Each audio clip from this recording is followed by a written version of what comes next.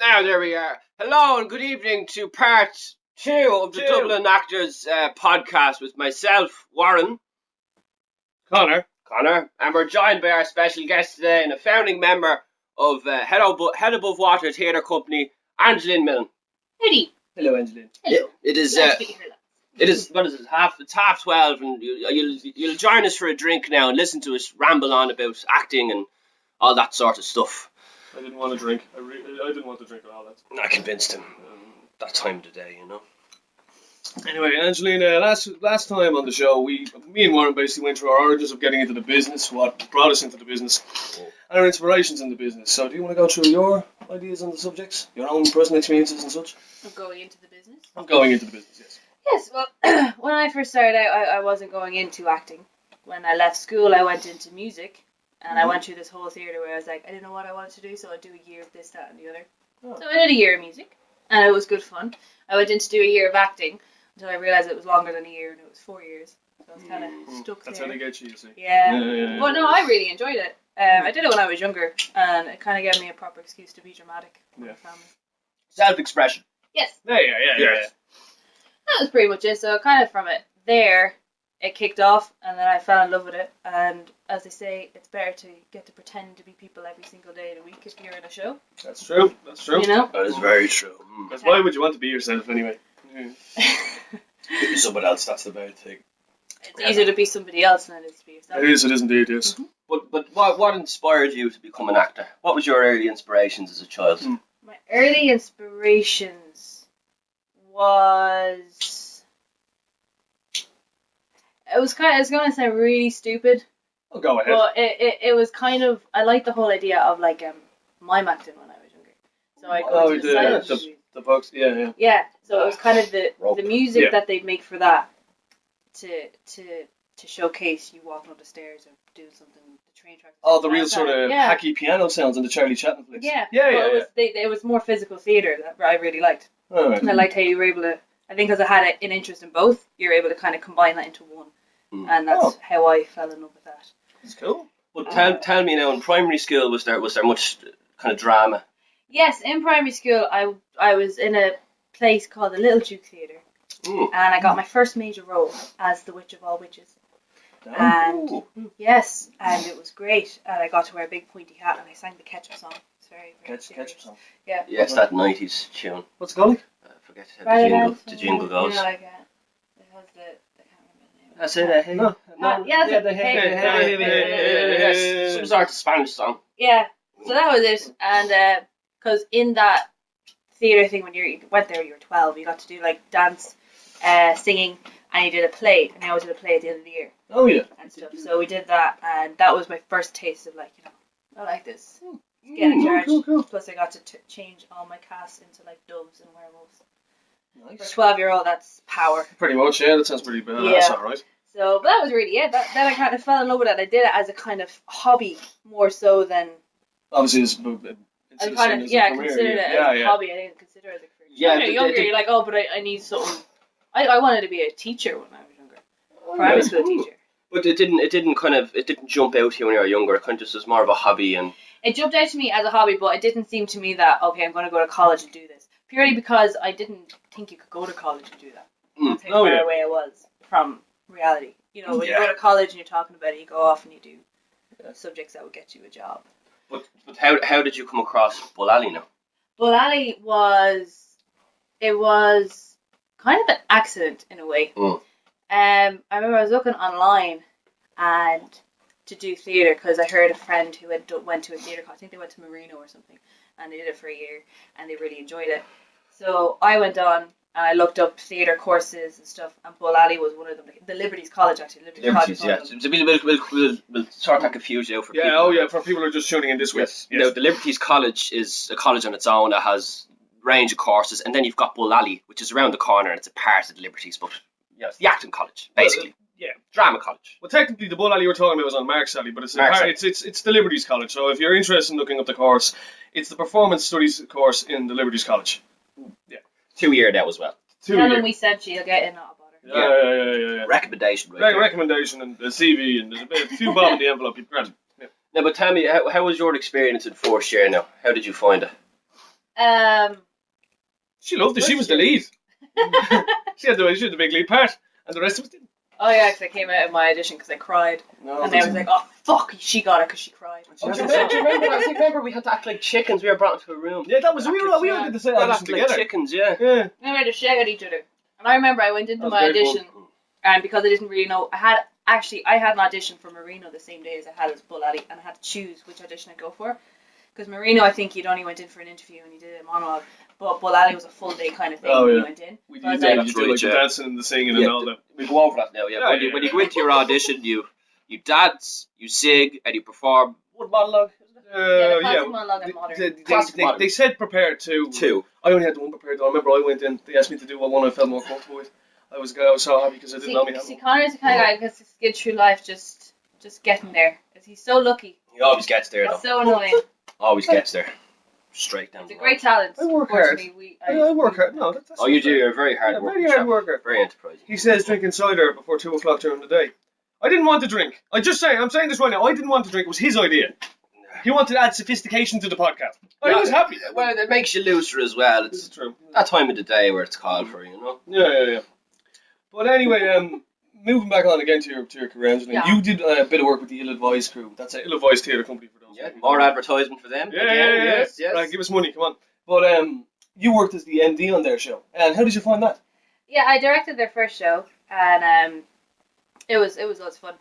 It was a great show. It was a great show. Yeah, went into the stage of doing kind of for the first time an unknown play that was kind of with the 4 people. And we had the perfect Mark T. Cox come in, look him up on Facebook, to do the music. And it's very talented. It was just a piano-based score, and then you just had the 4 voices, and then it was set in 4 people writing a musical to get into the musical theatre fest in 3 weeks. And what was the show called again? Title of Show. Title of Show. That's Title of Show. Yes. I remember that now. I seen that myself. Yeah. So lovely space as well. That theatre. Well, it was a new theatre. Yeah, very comfortable, very nice.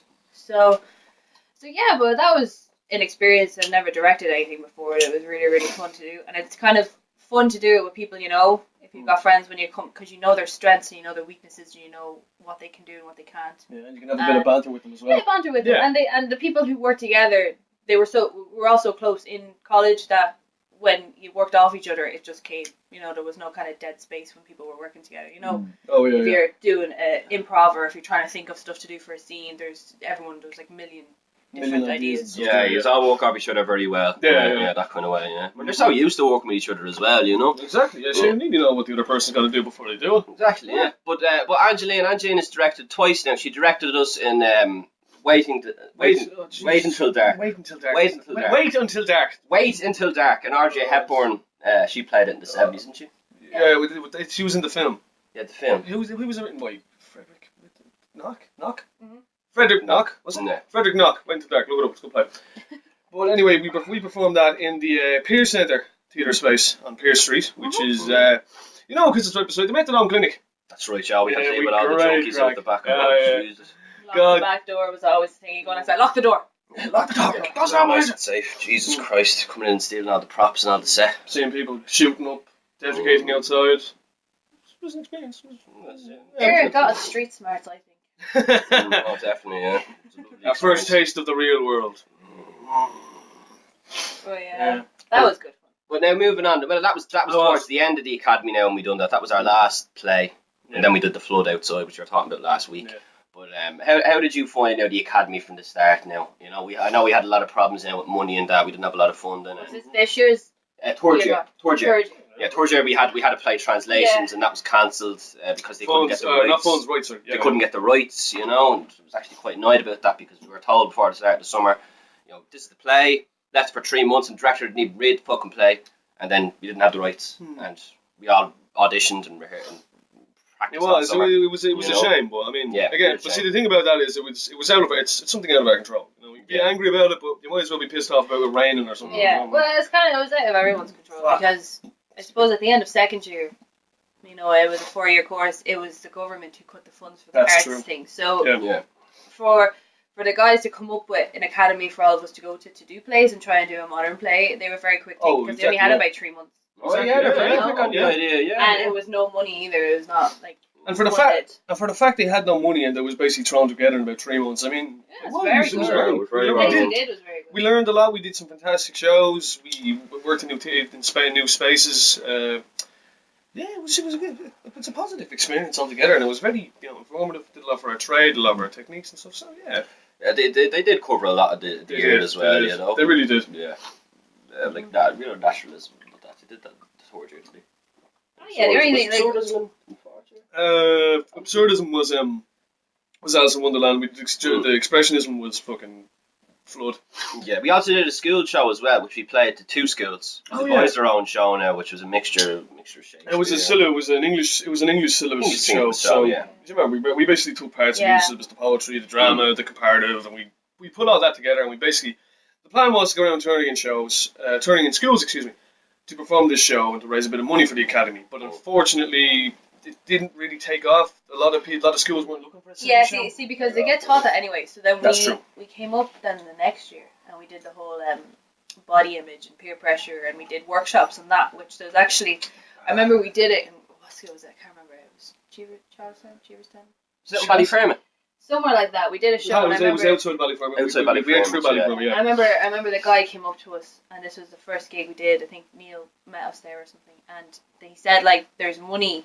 He goes, "The government give the schools money to go towards workshops when it comes to body image, peer pressure, kind of stuff like that you do when you're a teenager when you're in school. And if you showcase that and help the kids just have a bit of a laugh." No, but sure, I remember we got paid 50 quid. We did. We got paid 50 quid. Yeah, we got paid €50. And then we went straight out on the drink. Straight out on the drink. There is space there, but always remember to manage your accounts and your finances. Don't throw it against the wall like we all have an awful habit of doing. As we're actually doing right now, funny enough, because Warren Hanley can't do a podcast sober. Loosey goosey. He's showing the audience a different side of him. Yeah, exactly. Yeah, it's a different side. Very diverse. We're actually looking into the camera for a change now, as opposed to last week. Looking all over the fucking place. We don't want to see how handsome we look. Oh God, we do look handsome. Jesus. Anyway, where's my handsome?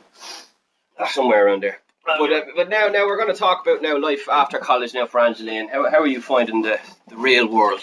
Real world is hard. Very hard. No, it's very difficult, and I think this year especially to try and get work outside of college. You really have to, as what we're doing now, you have to kind of create your own work and create your own name, because unfortunately Ireland don't have anything. It's such a small space. Everybody knows everybody in the theatre community, and it's so hard to get noticed and seen. You have to keep doing audition after audition, be an extra, be this, that, and the other, and it's a lot of unpaid work. So you need to do about 5 years of a reputation build before you even get looked at. We were warned about extra work now. A lot of people watching this will think actors just do extra work. We were told not to do extra work because it's actually bad for the CV to do extra work. I don't know if it's bad. Well, this is what Neville said to me. And me as well. I think it depends. If you do extra work and you want to go into film and TV, that's great because you understand the kind of in betweens of that. And extra work, everybody kind of, all the shows and stuff, everybody needs extras and shouldn't be ashamed of. But I think it was when it came to the theatre. Film and theatre are so different. Exactly. Even when we did a class in it, Jesus, you couldn't look a certain way. You can't be big and expressive. You need to be more kind of. Can't move your arms. Internalise a lot. Yeah. And Angeline actually has experience working as an extra. She worked on the Vikings, didn't you? Yeah. Right. I bumped up from a peasant to a French, upper class woman in the space of a week. This podcast is basically turning into how great Angeline is. There we go. Loads of motivation. They're always like this. It's just.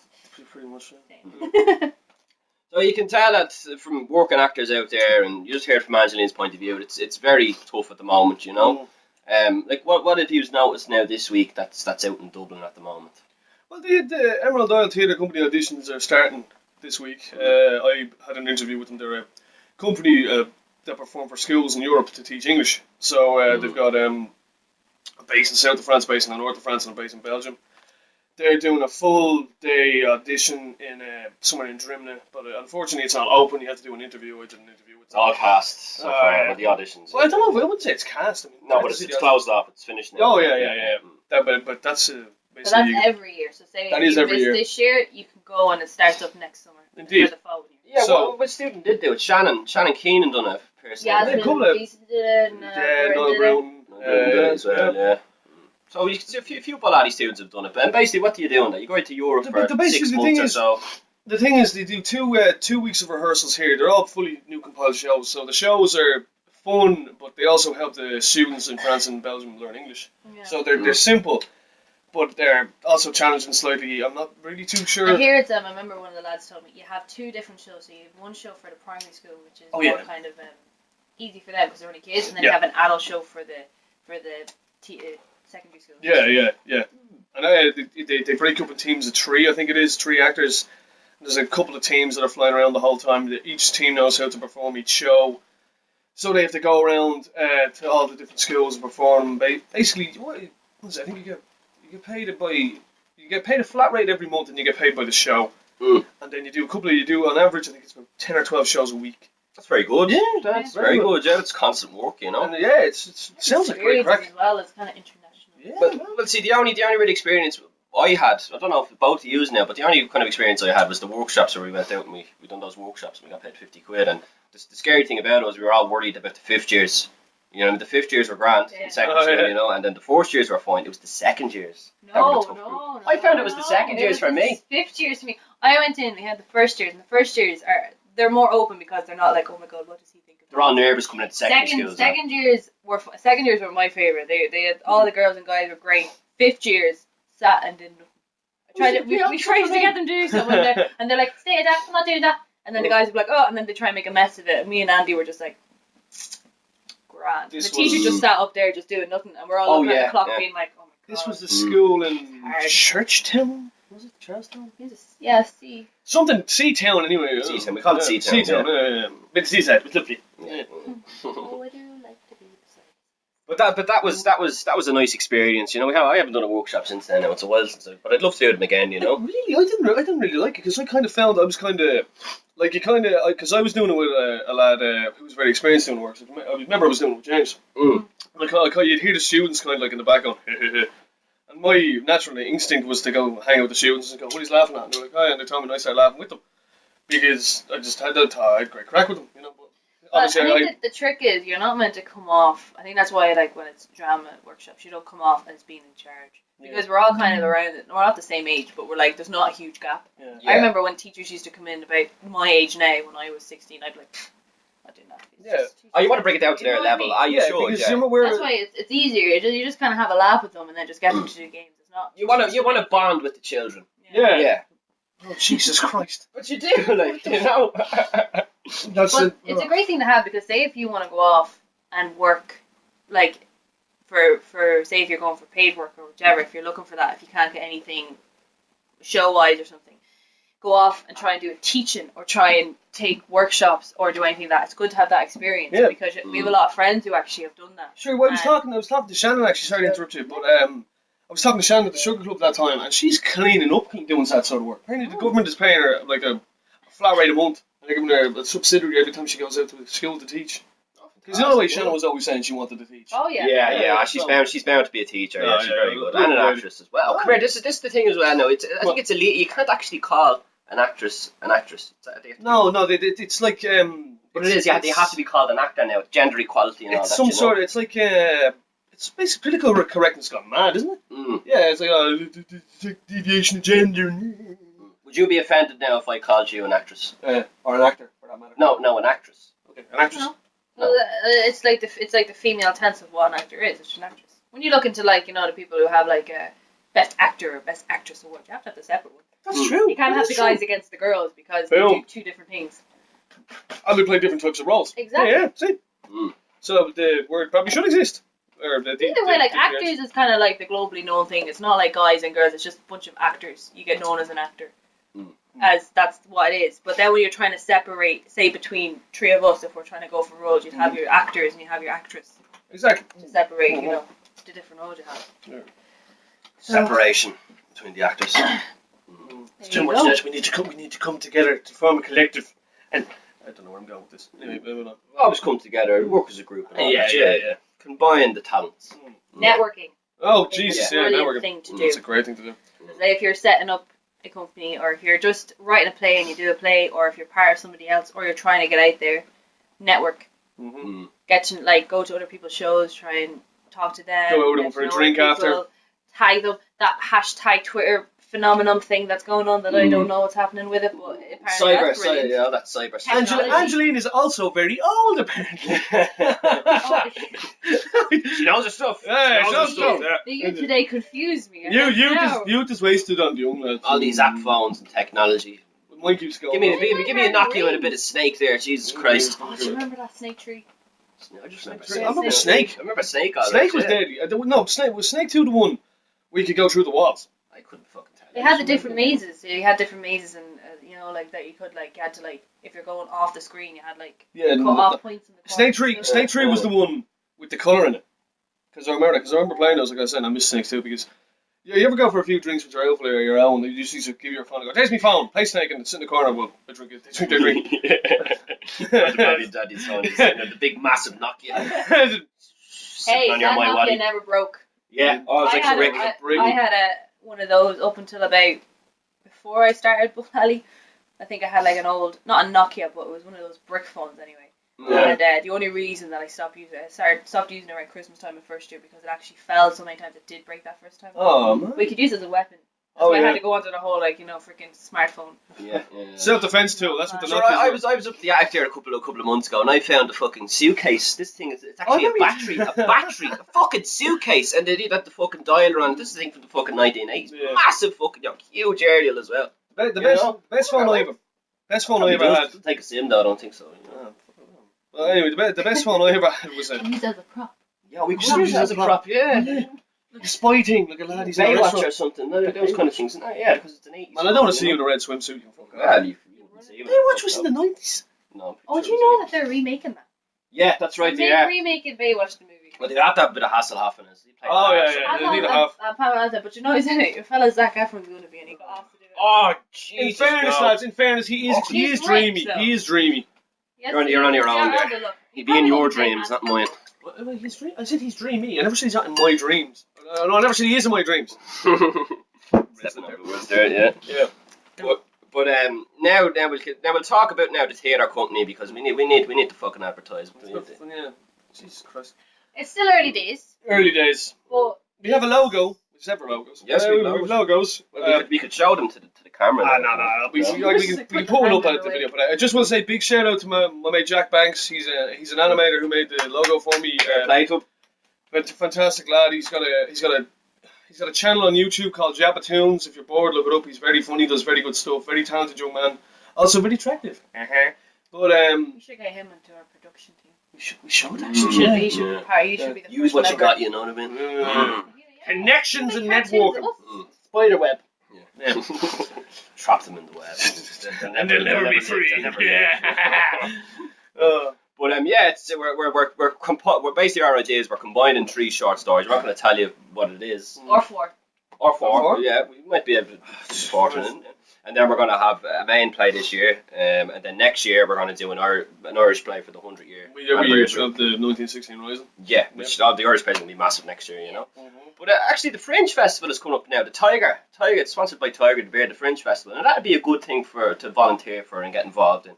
If you're a working actor in Dublin now, you know, I think the volunteering is still open up. I'd say so. Yeah. Tiger Beer is actually quite nice as well. Yeah. On your own. And there'd be a lot of people. A lot of companies and stuff around Dublin that would go into the Fringe Festival and get work. So you could probably audition for some of them. Or I think a lot of the times you can just put a play together and audition for the Fringe Festival. You might get on. Yeah. A lot of that happens. Yeah. So. Tiger. Talking of Fringe Festival, have you actually been to a Fringe Festival show? No, I don't think I have. Funny enough, though, the Fringe Festival, you remember, you know the way we go to Over the Top Wrestling? Yeah. The Irish wrestling company. They actually have a tent at it. Did he? Yeah, they're gonna put on a show for the Fringe Festival. So if you're around the Fringe Festival, you should come see that. A bit of wrestling. Pat Snow? The wrestler. Short. No. Short wrestling. Jesus. Who is it? Snow. Al Snow. Oh yeah, with the head. He is. Yeah. He was big a tash. Val Venus all the way. Now that was a real man. That was a proper wrestler. Jesus. Hello, ladies. Yeah, but do you remember that Dracula lad? Oh, he was like a vampire. Viscera. No, Viscera was just a big fat boy. He's actually dead now. I know, it's very sad. Yeah, but Remember the Boogeyman? just always have the word. He was deadly. Yeah, the boogeyman was deadly. The Dracula guy, I think I know who it is. I don't remember his name though. I just used to just call him Dracula. They're kind of actors in themselves. It's kind of soap opera, isn't it? The way they go. Yeah. It's I enjoy watching the wrestling now. It's good crack. When I was a kid, I didn't realise it was fake, and then I used to love watch the Royal Rumble and the anybody WWF. I'm not meant to say that, but you know. No, go on. Like now where it is fake and you can totally see it. Ah, now. Jesus. Don't be sending them short. But it is a bit of acting thrown in there. They have to. There is. And they work every day. They work. What was it? Friday and Monday every week. They're on the road the whole time. But I they travel. They fly off every. Yeah. You're on the road pretty much all the time. Yeah. But soap opera is very challenging. Very tough. Gavin's got one of the fellas out of our class. His father is in Fair City now. And I think he runs a treadmill every day to remember his lines because he has to. It. And they're constantly, but like you have to really put all that effort in to make something out. Because you're handed shit. Like, you know, the Fair City. To be Fair City now, to me now, it's fairly shitty. Like, you know what I mean? But when it comes to the acting though, it's not really their fault. So they have to take about 4 episodes a week. So you get I think you get your script the night before, and then you read through. You have 2 rehearsals. No, you have 2 rehearsals, then you get 2 takes. And if it's not done in the 2 takes, it still has to go online. Yeah. That's what I'm saying. It's so challenging. You have to do really quick, and you get it every week. So you kind of have to just. It's one of those things where you just have to make out the best of what you got. Yeah, but it's impressive how they do it. You know, I'm saying it is impressive. You know, but the storylines sometimes are a bit. You know. I don't watch Fair City. I've watched a couple episodes of Fair City. I watched it back in the day. I haven't watched it. Sure, Wes is in it now. Do you remember Wes used to be in there? Who used to be in the year? Yeah, but he's in it. Gus is an extra in it as well. Also, I hear you're one. What one? Caroline, you know, she used to be in 3rd year, we were in 1st year. She's in it now. She's Christie's daughter. Oh, is she? Yeah. Caroline, the blonde girl. Yeah. She's great. Somebody told me they get paid $3,000 a week. Something. I wouldn't be surprised. Yeah, it depends on if your character is well looked into, I suppose. Yeah, like if you've got a load of screen. But even like extras, I have a friend who did extra work for that, and you'd be coming out even if you're only doing a day's, or you're coming out like near €100 just to stand on a street corner. And stuff, you know, so they do pay well because they have the money. They're getting the endorsements in. There is a lot of waiting around though for extra work, isn't there? Like you probably know more so than me in Hollywood. Oh yeah, but you get when I did the extra work, you get looked after. Well, we got looked after really, really well. Where you're waiting around, but you're with whoever is the extras there, so it's loads of fun. You get to dress up for the day. But say when we did it, we were in it's meant to be like a church, and they had the candles and everything, and it was inside a studio. It was epic. But it got really warm really fast because you had the candles, they had the smoke because they're trying to for the camera and they want to have a look. But when they cut it, they'd rehearse it and then they shoot it a few times with the extras, and they have the actors coming in and do the thing. But say after a couple of takes, they'd be running around saying, here's some more, have a drink, or say, okay, we're keep hydrated, yeah, they made sure, because they would say a few... They looked after you, yeah. It sounds well. Extras be looked after. Because you're there about 9 hours, 6 hours. You're there a good while. 70 quid. It's a fair few, Bob. And you get your free transport as well. And your lunch. Expect fucking ham sandwich and a cup of tea. Sure, when we were there, we got scones in the morning. You get tea all the time, right? And then they have a truck where you can get your food, hot meals, 2 to 3, 4 different hot meals, and then at the end of it, they have an ice cream truck come around. This extra work is sounding very inviting. What's going on? Movie Extras.ie. Very inviting, yes. Oh, that's it. Yeah, MovieExtras.ie is another big place if you want to get extra work. Oh, you have to pay for your license though. I think it's £100 for the license. It's £100 for a year. It's always on jobs.ie. If you go to jobs.ie, it's always there. It's $89.99 if you apply online, right? So it's $89.99 for the year. If you apply online, you get 4 headshots out of it, and they were able to give you your headshots, and you go get them taken. But if you book, give you your headshots. Good, yeah. One of the guys, a friend of myself, he is on that, and he has parts in Penny Dreadful. Yeah. And he's getting parts in 2 or 3 other things. But they said it's very good. You're paying €90 for the year, you get 4 headshots, and they always text you and say if you can't do something. It's not alright, well, we're not going to go. Again. I need to stop you there. Now we're coming towards the end of the podcast now. Hold on, we can keep going. We can record another video and just upload them. Well, do you want to record 2 then? Yeah, we just do part 1, part 2. Okay, well if you want to have a part 1. We'll have a part 1, part 2. A part 1, part 2. Well, the next one might only be 10 minutes long, you know, but we're talking about extra work now, and Duffy has something to say there. Duffy, go on there and give us your piece. I'm just saying MovieExtras.ie is a fantastic resource. Aha! Resource for work as an actor. I have a story about I think I might be blacklisted off of her, but I'll tell you the story now in the next video. Oh. It's not that interesting, but anyway, Thanks for watching and tuning in for part 2 of the Dublin Actors Podcast. Thank you very much. Yes, part 2. Thanks for taking the time to watch all of this. I'm not the lead. Sean.